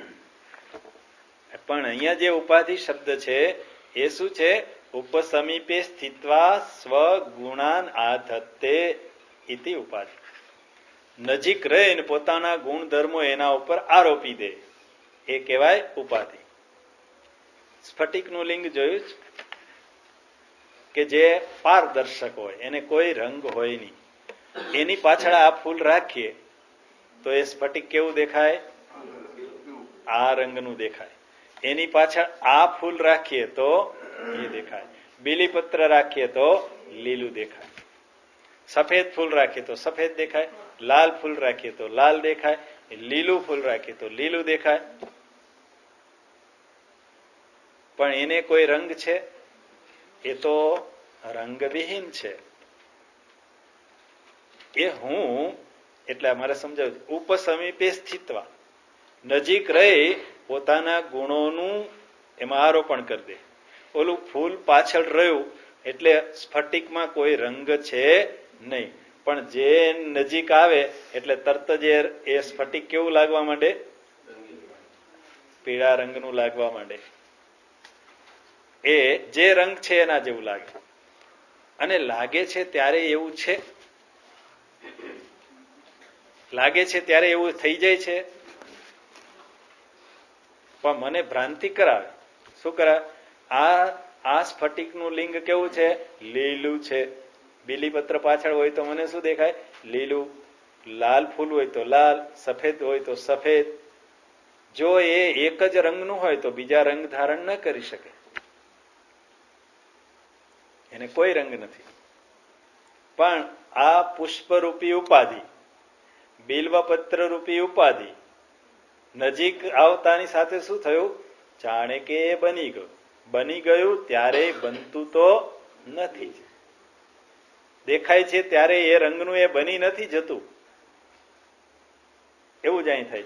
આ જે શુદ્ધ ચૈતન્ય જે છે એ ઉપાધિ સાથે જોડાય, શરીર રૂપી ઉપાધિ સાથે, એટલે પુરુષ, સ્ત્રી, બાળક, યુવાન, વૃદ્ધ, હિન્દુ, મુસ્લિમ, વર્ણ, આશ્રમ, આ બધી ઓળખાણો એની સાથે આવી જાય. પણ એ બધા ઓળખાણો કોની છે? ઓલી ઉપાધિની. કઈ ઉપાધિની? દેહરૂપી ઉપાધિ. ઇન્દ્રિયો રૂપી ઉપાધિ સાથે એ તાદાત્મ્ય કરે. ઓલું સ્ફટિકના લિંગની સાથે હવે આ દેહ, એને પછી આપણે બીજું મૂકી દીધું. શું કર્યું? તો કે બેલીપત્રની આગળ પાછું ફૂલ મૂકી દીધું. આ ઓલી ઇન્દ્રિય સાથે જોડાણ. ઇન્દ્રિય સાથે જોડાણ થઈ જાય એટલે ઇન્દ્રિયોના ગુણધર્મ જાણે કે એ ચૈતન્યના બની જાય. દેહના ધર્મો એ ચૈતન્યના બની જાય. એટલે પોતાને ઓળખાવે. હું જાડો, પાતળો, ઊંચો, નીચો, કદરૂપો, સ્વરૂપવાન. એ બધું શરીરને આધીન. મોટા ભાગની ઓળખાણો શરીરને આધીન છે. દેખાતું શરીર, સ્થૂળ શરીર. ઇન્દ્રિયોને આધીન તો કે હવે મને દેખાય છે, નથી દેખાતું. મને યાદ રહે છે, યાદ રહેતું નથી. ઇન્દ્રિયોને આધીન સંભળાય છે, નથી સંભળાતું. એ ઇન્દ્રિયોના ધર્મો છે. શું? મંદતા, તેજસ્વીતા. મંદતા એટલે ઓછું સંભાળવું, ઓછું જોવું, એ મંદતા. તેજસ્વીતા એટલે મારી ઇન્દ્રિયો હજી સક્ષમ છે, બધું જોઈ જશે, ચશ્મા વગર વાંચી શકું, મને બધું જ સંભળાય. એ તેજસ્વીતા ઇન્દ્રિયો. બધીરહ, બેરો, મુકહ, કાણહ. બ્રહ્મસૂત્રમાં અધ્યાસ ભાષ્યમાં પોતાની ઓળખાણ એને આધીન કરાય કે હું બેરો, હું અંધ, હવે મને દેખાતું નથી. હું અંધ હોય નહીં, હું સાંભળે નહીં. સાંભળે છે કોણ? કોના ગુણધર્મો છે? ઇન્દ્રિયોના. એને આધીન પોતાની ઓળખાણ હું. આગળ પ્રાણને આધીન. પણ પ્રાણને આધીન પોતાને પ્રાણના ધર્મો શું છે? ભૂખ લાગવી, તરસ લાગવી. પ્રાણના ધર્મો. હું ભૂખ્યો થયો, હું તરસ્યો થયો. પણ એ ધર્મ કોનો છે? એ પ્રાણ સાથે તાદાત્મ્ય કરે. એટલે ઓલા સ્ફટિકની સાથે લિંગ, ઓલું પુષ્પ આવ્યું અને એના જેવો. એટલે પોતાને ઓળખાવે. હું ભૂખ્યો, હું તરસ્યો. અને આગળ વિચારણા કરીએ તો મનને આધીને પોતાની ઓળખાણ કેવી કરાવે?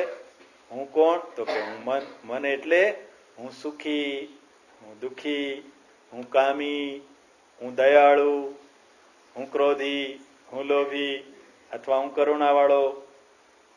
એટલે આસુરી ને દેવી, આ બધા ગુણોથી યુક્ત એ કોણ છે? મન. મનને આધીન ઓળખાણ કરાવે. મારું મન અત્યારે શાંત છે, મારું મન અત્યારે અશાંત છે. એ હું અશાંત હોય નહીં. એટલે એ ઉપાધિ, મનરૂપી ઉપાધિ.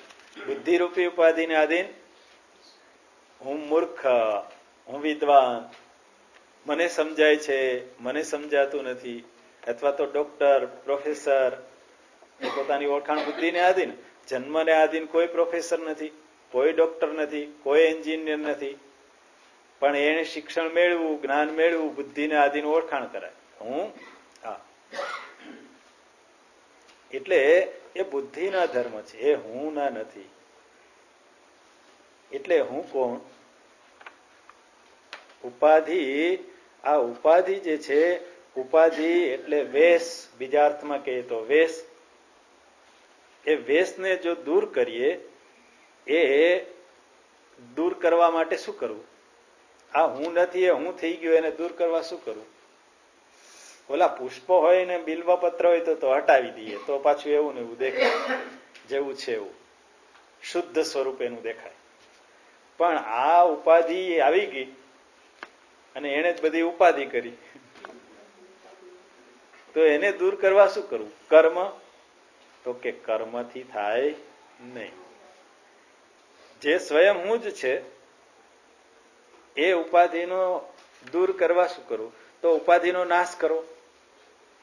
કે આ ઉપાધિ જ ન રહે તો પછી એ ન રહે ને. તો કે ઉપાધિના નાશ કરવાથી કઈ એની પ્રાપ્તિ થાય નહીં. હું કે એને દૂર કરવાથી, કર્મ કરવાથી પણ એ પ્રાપ્ત થઈ શકે નહીં. અને એમાં કંઈક પરિવર્તન કરી નાખું તો પ્રાપ્ત થઈ જાય કે નહીં?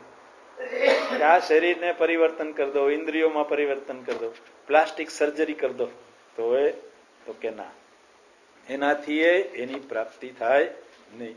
તો એ તો કેવી રીતે કરવાનું? તો કે જ્ઞાનથી, સમજદારીથી.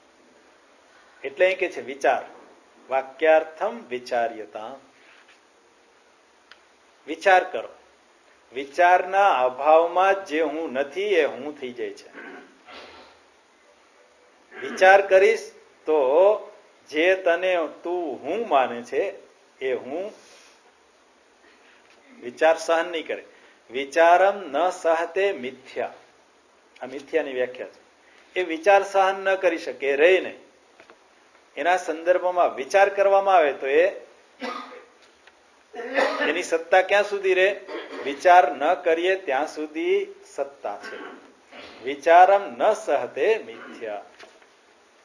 જે ખોટું હોય ને એ વિચાર સહન કરી શકે નહીં. એટલે આ ઉપાધિ હું છું નહીં, તો એના સંદર્ભમાં વિચાર જ કરવાનો છે, મનન કરવાનું છે. પેલા શ્રવણ અને પછી મનન. કારણ કે શ્રવણ કર્યા વગર મનન થવાનું નહીં. એટલે પેલું પગથિયું શ્રવણ છે. અને એમાં કહ્યું સુસમાકરણ્યતા, સારી રીતે એનું શ્રવણ કરવા અને પછી મનન કરવા. તો સંશય જે છે એ સંશય રહેશે નહીં. એટલે અહીંયા આ મહાવાક્ય એના અર્થમાં જવા જઈશું તો બહુ આમાં નહીં જવાય, પણ મહાવાક્યના સંદર્ભમાં કોઈક વખતે આપણે પાછી વાતો કરીશું.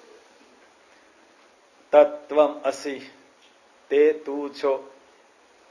અહીંયા તે અને તું એ તો બે ક્યારેય એક હોય નહીં. તે તું થઈ જાય. અહીં તો કે છે તે તું.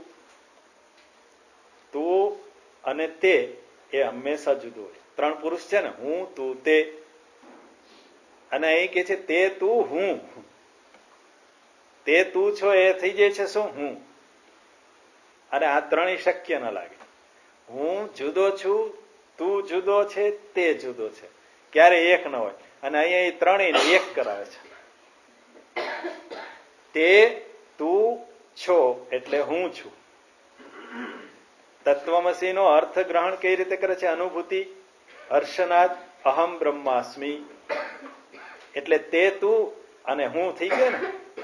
તે તું હું મહાવાક્યમાં એ કે છે તત્વમસી અહમ બ્રહ્માસ્મિ. એ કેવી રીતે હું હોઈ શકે? કારણ કે ત્રણેય જુદા છે. જે હું મારા માટે હું શબ્દનો પ્રયોગ કરું, મારી સામે હોય એના માટે હું તું નો પ્રયોગ કરું. અને જે હું ને તું મારી સામે ન હોય ને હું ન હોય અને બીજો હોય અન્ય સ્થાનમાં, એના માટે હું શું વાપરું? તે. અહીંયા નજીક હોય એને આપણે તે ન કહીએ, ત્યાં શું કહીએ? તું. હું ને શું કહું? મને ઉદ્દેશીને હું શું કહું? હું. અને નજીક બેઠેલો હોય એને ઉદ્દેશીને શું કહીએ? તું. અને જે દૂર છે એને આપણે કહીએ તે. તો અહીંયા તો એ કે છે તે તું હું છે. આવું તો કેમ થાય? પણ થાય. એ મહાવાક્ય અર્થ બતાવે છે, શબ્દાર્થ નહીં. શબ્દ સહ અર્થ કરવા જઈએ તો એમાં વિરોધાભાસ છે. તે એ તું હોય નહીં અને એ હું ન હોય. શબ્દ સહ એટલે વાચ્યાર્થ. મહાવાક્યનો અર્થ લક્ષણાથી કરવાનો છે. શબ્દમાં ત્રણ શક્તિ છે: શબ્દાર્થ, વ્યંગ્યાર્થ, લક્ષ્યાર્થ. અને આપણે બોલતા હોય શબ્દાર્થ એટલે શું? તો કે અહીંથી હાથી જાય અને આપણે બોલીએ હાથી જાય છે, તો એ શું થઈ ગયું? શબ્દાર્થ. શબ્દાર્થ. પણ હાથી જતો ન હોય અને કોઈક વ્યક્તિ જતી હોય અને એ બોલે હાથી જાય છે, પૃષ્ઠ માણસ જતો હોય હાથી જેવો, અને એ કે, કારણ કે એ જતો હોય ને બોલવું હોય, ઘણી વાર આપણે બોલતા હોય ને આવું, તો એ અર્થ કેવો થયો? વ્યંગ્યાર્થ થયો. વ્યંગ્યમાં બોલ્યા, વ્યંગ્યમાં. અમે ત્યાં જુનાગઢ સાઈડ બોલે બિલખા લાઈન બંધ છે, બિલખા લાઈન બંધ છે એટલે એ કાંક જુનાગઢ સાઈડ એવું બોલે બિલખા લાઈન બંધ છે. અથવા તો એ બોલે ફાનસ, ફાનસ આવે છે. ચશ્મા પહેરેલ વ્યક્તિ આવતી તો કે ફાનસ આવે છે. ચોમાસામાં કે છત્રી આવે છે, છત્રી આવે, છત્રી ધારણ કરેલ વ્યક્તિ આવે છે. શબ્દ અર્થ શું થાય? છત્રી આવે, પણ એનો અર્થ ખબર પડે નહીં. એટલે જયારે વાચ્યાર્થી અર્થ ખબર ના પડે. હાજી,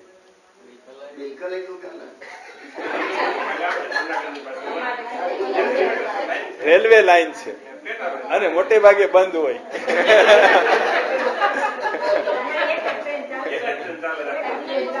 મીટર ગેજ આપણે હિંમતનગર છે ને, હા એટલે જ કહું ને કે એ બાજુ બોલે આપણે. એટલે શબ્દ અર્થ કરવા જઈએ તો કઈ અર્થ સમજાય નહીં. શબ્દ અર્થ સમજાય તો ત્યાં બીજો અર્થ કરવો પડે. જે વાક્ય બોલવાથી સીધો અર્થ ન સમજાય, સીધો અર્થ સમજાય તો વાચ્યાર્થ. આપણે સીધો અર્થ ન સમજાય તો પછી આપણે વ્યંગ્યમાં જોઈએ, વિચારીએ કે આ શું આ બોલ્યા, એની પાછળનું રહસ્ય શું? એ વ્યંગ્યમાં બોલ્યા. અને વ્યંગ્યમાં ઘણી વાર ન સમજાય ત્યારે લક્ષણા, ત્યારે લક્ષણા થાય. ત્યારે ગંગાયામ ઘોષ, ગંગામાં ઘર, ઘોષ એટલે નેસડું, ગંગામાં ઘોષ. હવે શબ્દ શું થાય? નદીના, ગંગાજીના નદીના પ્રવાહમાં કઈ ઘર હોય? શબ્દ અર્થ ન થાય. વ્યંગ્ય અર્થ આપણે જાણી શકીએ તો કે આ કઈ વ્યંગ્યમાં તો બોલ્યા નથી, તો ત્યાં લક્ષણા કરવી પડે કે ગંગાયામ ઘોષ એટલે શું? ગંગા કિનારે ઘર છે. ગંગાયામ, ગંગાયામ આશ્રમ, દયાનંદ આશ્રમ, દયાનંદ આશ્રમ ગુરુજીનો. તો એ ગંગાજીના, ગંગામાં કઈ ન હોય પણ ગંગાજીના કિનારે છે, ઋષિકેશ. તો ત્યાં શું કર્યું? લક્ષણા કર્યું. લક્ષણ એટલે વાક્યમાં આ ત્રણ શબ્દમાં ત્રણ શક્તિ છે: વાચ્યાર્થ, એનું બીજું નામ શબ્દાર્થ, એને શબ્દાર્થ પણ કહેવાય. શબ્દ સહ અર્થ, બોલીએ એનો અર્થ વાચ્યાર્થ. બીજો વ્યંગ્ય, ત્રીજો લક્ષણ. લક્ષણામાં પણ પાછા ત્રણ છે: જહત, અજહત, જહત જહત. ત્રણ લક્ષણો. એ બધી લક્ષણામાં જઈશું તો એટલે એ અહીંયા લક્ષણાથી એનો અર્થ કરવામાં આવે છે મહાવાક્યનો, શબ્દાર્થ નહીં. શબ્દાર્થ તો શું થાય? તત ત્વમ અસી. તે આ ઉપદેશ વાક્ય છે એટલે ઉપદેશમાં આ આપે. ઉપદેશમાં એવું ન કે અહમ બ્રહ્માસ્મિ. ઉપદેશ વાક્ય તત્વમસી જ છે. સત્યનું પ્રતિપાદન કરવા માટે પ્રજ્ઞાનમ બ્રહ્મ છે. ઉપદેશ વાક્ય તત્વમસી છે. અનુભવ વાક્ય અયમ આત્મા બ્રહ્મ, અને અનુભૂતિનો હર્ષનાદ અહમ બ્રહ્માસ્મિ છે. એટલે ઉપદેશ જયારે ગુરુજી આપે ત્યારે એને કે તું છો. તે એટલે તું એટલે એ જાણવું પડે. અસી એટલે છો, તું છો. પણ તે એટલે કોણ? તે એટલે પરમાત્મા, તે એટલે ઈશ્વર, તું એટલે જીવ. એ ઈશ્વર, તું જીવ, એ તું ઈશ્વર જ છે. ઈશ્વર અને જીવ બે કેવા છે? એક જ છે. શબ્દ અર્થ શું થાય? તે તું છો. તે એટલે ઈશ્વર, તું એટલે જીવ છો. ઈશ્વર જીવ છે અથવા જીવ એ જ ઈશ્વર છે. પણ એવું તો લાગે નહીં. કારણ કે ઈશ્વર કેવા છે? સર્વજ્ઞ, એ બધું જાણે. ઈશ્વર કેવા છે? અને હું જીવ કેવો છું? તો કે અલ્પજ્ઞ, હું તો થોડુંક જાણું. એ સર્વજ્ઞ. એ ઈશ્વર કેવા છે? સર્વશક્તિમાન. જીવ કેવો છે? અલ્પશક્તિમાન. એની શક્તિ કેટલી? થોડીક. અને ઓની શક્તિ કેટલી? થોડીક વારમાં તો હતું ન હતું કરી નાખે અને નવું સર્જન કરી દે. એની શક્તિ મહાન. એ સર્વશક્તિમાન, હું અલ્પશક્તિમાન. એ સર્વજ્ઞ, હું અલ્પજ્ઞ. એ સર્વવ્યાપી. ઈશ્વર ક્યાં? બધે. અને હું કેટલો? આટલામાં જ અલ્પવ્યાપી. એ સર્વવ્યાપી, હું અલ્પવ્યાપી. તદ્દન વિરુદ્ધ છે. એના ગુણો અને મારા ગુણો બે આસમાન જમીનનો તફાવત છે. અને કે છે તે તું છો. તો કે એ રીતે એનો અર્થ થાય નહીં. વાચ્યાર્થની દ્રષ્ટિએ અર્થ કરવા જઈએ તો તે તું છો એવું થઈ શકે. એટલે લક્ષણા કરવી પડે. વ્યંગ્યમાં કહેતા નથી. તો બે લક્ષણા શું કરવાની? તો કે જીવનું અધિષ્ઠાન શું, જીવનું અને ઈશ્વરનું અધિષ્ઠાન શું, એ ઉપાધિને દૂર કરી દઈએ તો બે વચ્ચે એક્ય છે. ઉપાધિ રહિત હું કેવો? આ જીવ કેમ કહેવાય છે? તો કે આ સ્થૂળ સૂક્ષ્મ કારણ શરીર રૂપી ઉપાધિ થી એ કેવો થઈ ગયો? જીવ. એક સ્થૂળ શરીર, એક સૂક્ષ્મ શરીર, એક કારણ શરીર, એની સાથે એ ચૈતન્ય જોડાઈ ગયું અને એ પોતાને ઓળખાવે એ ઉપાધિ સાથે યુક્ત થઈ ગયું અને પોતાને શું માની લીધું? જીવ. અને એ જ ચૈતન્ય એ સમષ્ટિ સ્થૂળ શરીર, સમષ્ટિ એટલે આ જગતમાં રહેલા બધા સ્થૂળ શરીર સાથે, સૂક્ષ્મ શરીર સાથે, કારણ શરીર સાથે જ્યારે જોડાય ત્યારે એને ઈશ્વર કહેવાય. અથવા બીજી રીતે જોઈએ તો કે માયા ઉપાધિ વિશિષ્ટ ચૈતન્ય ઈશ્વર કહેવાય. વિશિષ્ટ અથવા તો ઉપહિત. માયા વિશિષ્ટ ઉપહિત ચૈતન્ય ઈશ્વર. અવિદ્યા ઉપહિત વિશિષ્ટ ચૈતન્ય જીવ. એટલે બેયમાં શું કોમન છે? ઉપાધિ જે છે બાદ કરી નાખીએ તો કોમન શું રહે? માયા પ્લસ ચૈતન્ય બરાબર ઈશ્વર. ટૂંકમાં આમ જોવા જઈએ તો, સૂત્ર જોઈએ તો માયા પ્લસ ચૈતન્ય બરાબર ઈશ્વર, અવિદ્યા પ્લસ ચૈતન્ય બરાબર જીવ. હવે ઈશ્વર અને જીવ એને બાદ કરી દઈએ તો શું રહે? ચૈતન્ય. એટલે ચૈતન્યની દ્રષ્ટિએ તું તે છો. તત્વમસી એ હું છું એ રીતે સિદ્ધ કરે લક્ષણા. પણ એ લક્ષણા બહુ વિસ્તારથી એમાં એક શિબિર રાખી કરવી પડે તોય થાય નહીં. એટલે એ અહીંયા કે છે શ્રુતિ શિરઃ સમાશ્રિયતામ, શ્રુતિ વાક્યાર્થ વિચાર્યતામ અને શ્રુતિ શિરઃ પક્ષ સમાશ્રિયતામ. એ ઉપનિષદના વેદાંતના પક્ષનો સારી રીતે આશ્રય લો. વેદાંતમાં જે બતાવવામાં આવ્યું છે શું? તત્વમસી અહમ બ્રહ્માસ્મી. એ જે પક્ષ છે એટલે એ શું બતાવે છે? અભેદનો નિર્દેશ કરે છે, એકનો નિર્દેશ કરે છે. એ પક્ષને તમે સ્વીકારો. શ્રુતિ છે એ દ્વૈતનો સ્પષ્ટ નિષેધ કરે છે કે દ્વૈત જેવું છે જ નહીં. એકમ એવ અદ્વિતીયમ બ્રહ્મ નેહ નાનાસ્તિ કિંચન. આ શ્રુતિનો મત છે. મત એટલે પક્ષ છે. વેદાંત કોઈ મત નથી. એ સત્યને ઉદ્ઘાટિત કરે છે. સત્ય શું છે? આ જગત પાછળનું, જીવ પાછળનું, જગદીશ પાછળ. પણ એને વેદાંત મત કહેવામાં આવ્યો, અદ્વૈત મત કહેવામાં આવ્યો. મત બીજા મતની સરખામણીમાં એને મત કહેવાય છે. વાસ્તવમાં તો એ સત્યને ઉદ્ઘાટિત કરનાર છે. શંકરાચાર્યજીએ કોઈ મતની સ્થાપના નથી કરી. એને તો વેદમાં જે પ્રતિપાદન કરેલું છે સત્ય, એને માત્ર ઉદ્ઘાટિત કર્યું છે. પણ બીજા પક્ષનો નિરાશ કર્યો, પરાસ્ત કર્યો, એને દૂર કર્યા માટે એનો એક મત કહેવાય ગયો. વાસ્તવમાં મત નથી, અદ્વૈત કોઈ મત નથી. અદ્વૈત સિદ્ધાંત છે, સત્ય છે. જે દ્વૈત મત, દ્વૈતનું સ્થાપન કરનાર છે, એને પરાજિત કરી વાદ, અને એમાં સત્યને સ્થાપિત કર્યું. એટલે અહીં કહે છે શ્રુતિશિરા પક્ષ સમાશ્રિયતા. શ્રુતિમાં જે પક્ષને સ્વીકારવામાં આવ્યો છે એ કયો પક્ષ છે? અદ્વૈત, અભેદ, પૂર્ણ, એક. પરમાત્મા એક જ છે, અનેક નહીં.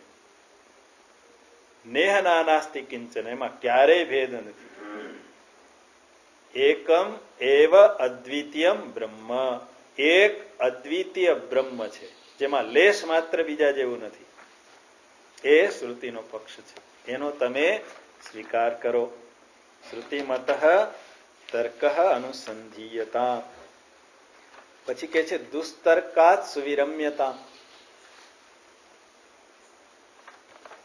એ જ બતાવે છે ને. એટલે દુસ્તર્કાત સુવિરમ્યતા, દુસ્તર્કનો સર્વથા ત્યાગ કરો. દુસ્તર્ક એટલે જે તર્ક યોગ્ય ન હોય એવા તર્કનો ત્યાગ કરો, અથવા તો કુતર્કનો ત્યાગ કરો. એટલે દુસ્તર્ક એટલે તર્કનો આભાસ માત્ર હોય, વાસ્તવમાં તર્ક હોય નહીં. તર્ક જેવું જણાય પણ વાસ્તવમાં તર્ક ન હોય. અને તર્ક ક્યાં આપણે કરીએ? એકબીજાની વચ્ચે. એટલે જે એકબીજા વચ્ચે જે વાણી રૂપી વ્યવહાર થાય છે એમાં તર્ક આવે છે. એટલે એમાં એ જે વ્યવહાર થતો હોય વાદ વિવાદ, વાસ્તવમાં તર્ક ન હોય. વાદ વિવાદમાં પણ ઘણીવાર દુસ્તર્કનો આશ્રય લેવાય. દુસ્તર્કનો આશ્રય ક્યાં લેવાય જાય છે? એકબીજા જયારે ચર્ચા કરતા હોય ત્યારે પોતાનો મત સ્થાપિત કરવા માટે શું કરે? ના, આમ જ છે, હું આ સાચું. એટલે એ જયારે વાણીનો વ્યવહાર થાય છે ત્યારે એને 4 નામ આપે છે જુદા જુદા. એમાં એક છે વાદ. એટલે જયારે એ વાદ વિવાદમાં જયારે વાણી રૂપી વ્યવહાર થાય છે એકબીજા વચ્ચે, ત્યારે એક નામ આપવામાં આવે છે વાદ. વાદ એટલે શું? વાદ એટલે જેમાં 2 પક્ષ હોય, 2 પક્ષ વચ્ચે જ થાય ને વાણીનો વ્યવહાર. એકલા કઈ બોલે નહીં, બબડાટ ના કરે, પણ બીજો સામે છે અને એની સામે જે વાણીનો વ્યવહાર થાય. એટલે વાદમાં જે બંને પક્ષ જે છે એ બંને પક્ષનો હેતુ કંઈક છે, કંઈક પ્રયોજન છે, સત્યને સિદ્ધ કરવાનું. એક કે આ સત્ય, બીજો કે આ સત્ય. બેને સત્યને સિદ્ધ કરવું છે. અને એ સિદ્ધ કરવા માટે શું કરે છે? તર્કનો સહાર. એટલે કે સત્યનો જેને નિશ્ચય કરાવવાનો હોય, 2 પક્ષમાં સત્યનો નિશ્ચય કરાવવાનો હોય ત્યારે વાદ થાય. વાદ એટલે ઝઘડો નહીં, આપણે વાદ વિવાદ કરીએ. પણ શંકરાચાર્ય જે વાદ કર્યો, વાદ એટલે શાસ્ત્રાર્થ છે, એને વાદ કહેવાય સંસ્કૃત. પાણીનો વ્યવહાર છે પણ બંને પક્ષમાં એક સત્યને સ્થાપિત કરવું છે. અને એ સત્યને સ્થાપિત કરવા માટે જે શાસ્ત્રાર્થ થાય, મંડન મિશ્ર અને શંકરાચાર્યજી વચ્ચે આ શાસ્ત્રાર્થ થયો. કારણ કે એમના ગુરુ જે હતા મંડન મિશ્રના, અને એ પછી એના પટ્ટ શિષ્ય બની ગયા સુરેશ્વરાચાર્ય. સુરેશ્વરાચાર્ય પૂર્વ જીવનમાં એનું નામ હતું મંડન મિશ્ર. અને કર્મકાંડના પ્રખર પંડિત. એને સિદ્ધ કરવું હતું કર્મ જ શ્રેષ્ઠ છે, અને શંકરાચાર્યજી જ્ઞાન શ્રેષ્ઠ છે, સત્ય સ્થાપિત કરવું છે. બે એક કે છે જ્ઞાન સત્ય છે, એક કે કર્મ શ્રેષ્ઠ છે, સત્ય છે. અને બંને વચ્ચે જે વાદ થયો એને વાદ કહેવાય. એ વાત છે જે બે પક્ષ વચ્ચે જે વાણી રૂપી વ્યવહાર થાય છે, પણ એમાં સત્યને ઉદ્ઘાટિત કરવું છે, એ વાત. પછી બીજું જે છે જલ્પ.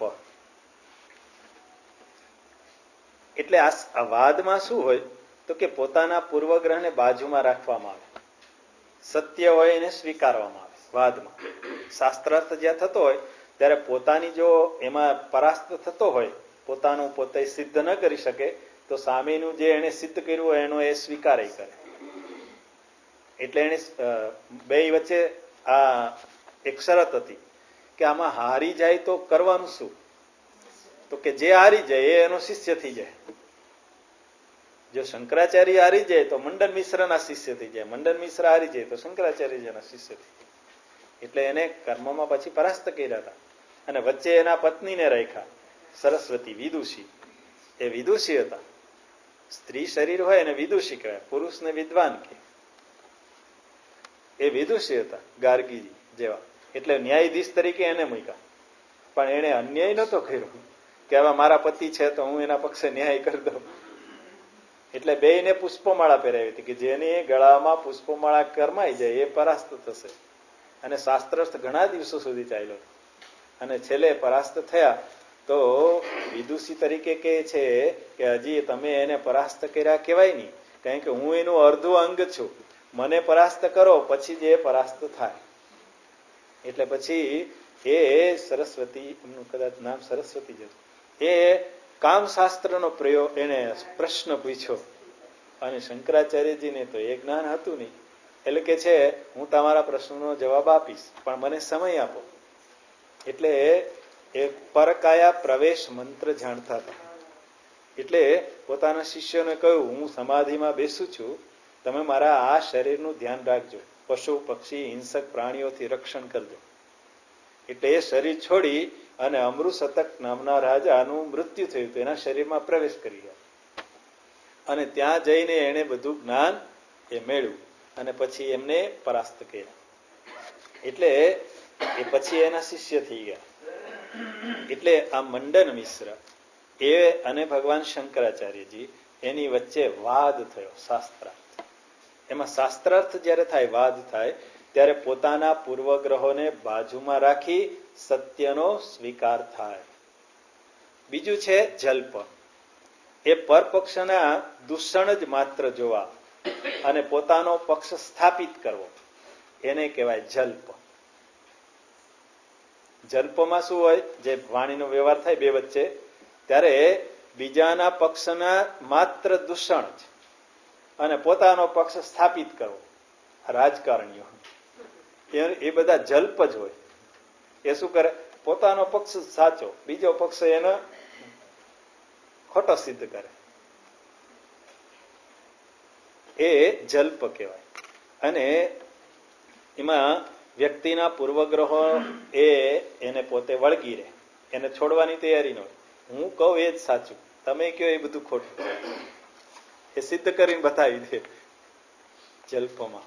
અને ત્રીજું છે વિતંડા. વિતંડા એવું છે કે જેમાં પોતાનો કોઈ પક્ષ જ હોય નહીં, કોઈ પક્ષ હોય જ નહીં, આડે ધડ બધી વાતો કરતો હોય, કાંઈ સ્થાપિત કરવું જ ન હોય, પણ બીજાને ક્રોસ જ કરતો જ. એટલે અને અન્યને ખોટું ઠેરવવાનો જ પ્રયત્ન કરે, પોતાનો કોઈ પક્ષ સ્થાપિત કરવો જ ન હોય. અહીંયા તો જલ્પમાં શું છે, પોતાનો પક્ષ સાચો છે, બીજો પક્ષ ખોટો જ છે, સિદ્ધ કરે, દોષ બતાવે. અહીંયા વિતંડામાં તો એનો કઈ પક્ષ સ્થાપિત જ કરવો નથી અને સામેના પક્ષને ખોટો જ ખોટો માનો, એમાંથી કઈ સરે જ નહીં. એટલે વિતંડા તો હોવું જ ન જોઈએ. જલ્પ યોગ્ય નથી. વાદ અને ચોથું છે સંવાદ. આમ તો બીજા ક્રમમાં સંવાદ આવે, વાદ સંવાદ. જલ્પ વિતંડા. સંવાદમાં છે ગુરુ અને શિષ્ય વચ્ચે સંવાદ હોય. વાદ બંને પક્ષ સમાન છે, બે સમર્થ છે અને બે સત્યની સિદ્ધિ કરવા જાય છે. એમાં વાદ હોય શાસ્ત્રાર્થ, કારણ કે શાસ્ત્રાર્થ તો સામે જે આવે એ વિદ્વાન હોય ને આ એ વિદ્વાન હોય, બે વચ્ચે બે સરખા બળિયા છે અને બે સત્યનું સ્થાપન કરવા જાય પોતાના પક્ષ. એ વાત. અને સંવાદમાં શું છે, શિષ્યની ઉન્નતિ થઈ જાય છે. એટલે ગીતાજી અને આપણા શાસ્ત્ર ગ્રંથો બધા કેવા છે, સંવાદ છે. ગુરુ શિષ્ય વચ્ચે સંવાદ, અને સંવાદ જ્યાં હું છું ત્યાંથી મને ઉપર ઉઠાવે. સંવાદ જલ્પ અને વિતંડા એ નહીં, એ દુસ્તર્ક, એ દુસ્તર્ક છે. વાદ સંવાદ સુતર્ક છે. એટલે આટલી વાત એમાં ગણી. પછી કે છે શ્રુતિ મતસ્તર્ક અનુસંધીયતા, દુસ્તર્કાત સુવિરમ્યતા, દુસ્તર્કનો ત્યાગ કરો, ખોટા તર્કોનો ત્યાગ કરો. અને શ્રુતિ મત અનુસંધીયતા, શ્રુતિને અનુરૂપ તર્ક હોય એનું તમે અનુસંધાન કરો. એ અહીંયા બતાવે છે. તો વિપરીત તર્ક, ખોટી દલીલો ન કરવી, એનો અર્થ એવો નથી કે આત્મતત્વની સાબિતી માટે તર્ક ન કરવો. એક જ તત્વ અને એક જ બ્રહ્મ છે એ સિદ્ધ કરવા માટે તર્ક કરવો જ પડે. તર્ક વગર એ સમજાય નહીં. એટલે તર્કયુક્ત દલીલો એ ઋષિમુનિઓએ કરેલી છે. પંચકોશ વિવેક, શરીરત્રય વિવેક, અવસ્થાત્રય વિવેક. હમણાં આપણે કર્યો ને અવસ્થાત્રય વિવેક, કે હું જાગ્રત અવસ્થાને આધીન આ શરીર એ હું થઈ જાય છે, પણ સ્વપ્નમાં આ શરીર રહેતું નથી. એ તર્ક કર્યો આપણે, એ તર્ક છે. પણ શું તર્ક છે? સત્યને સિદ્ધ કરવા માટે તર્ક છે. અને સ્વપ્નમાં જે છે એ પાછું સુષુપ્તિમાં નથી, અને એને ખોટું સિદ્ધ કર્યું. તર્ક દ્વારા શું કરવાનું છે? ખોટું. જેને મેં હું માની લીધું છે હું નથી. તો એ દુસ્તર્ક સવિરમ્યતા. સુતર્ક અનુસંધીયતા, સુતર્કનું અનુસંધાન કરવું. અને પછી આગળ કે છે બ્રહ્મે બ્રહ્મે વાહમસ્મી. એમાં ત્રીજા શ્લોકમાં બ્રહ્માસ્મી ઇતિ વિભાવ્યતામ, હું બ્રહ્મ છું એવી ભાવના સતત કરો. પણ આપણે તો ભાવના હું જીવ છું, હું પુરુષ છું, હું સ્ત્રી છું, આવી જ ભાવના કરીએ. પણ એની જગ્યાએ કે ભલે ને તું શરીર હો પણ ભાવના આવી કર, હું બ્રહ્મ છું. સહ અહમ સોહમ, તે હું છું, આ ભાવના કર. અહમ બ્રહ્માસ્મિ. તો એ બ્રહ્મ, એ ભાવના કરતા કરતા શું થાય? એ થઈ જવાય. ઓલું ચિંતન કરતા કરતા ઈયળ ભમરી થઈ જાય. ઈયળ ભમરીનું ચિંતન કરતા કરતા શું થઈ જાય? ભમરી થઈ જાય છે. પણ સમજદારીથી કરે તો વધારે થાય. પણ એટલે કે છે આવી ભાવના કરો. ઓલી ખોટી ભાવના થઈ છે એટલે ખોટું પકડાઈ ગયું છે. સારી ભાવના કરો, સાચી ભાવના કરો તો સાચું આવશે. કારણ કે આપણી બુદ્ધિમાં નિર્ણયો પછી એના જ થાય છે. પણ એ ભાવના કરો, ભલે ન લાગે હું ભાવના કરું.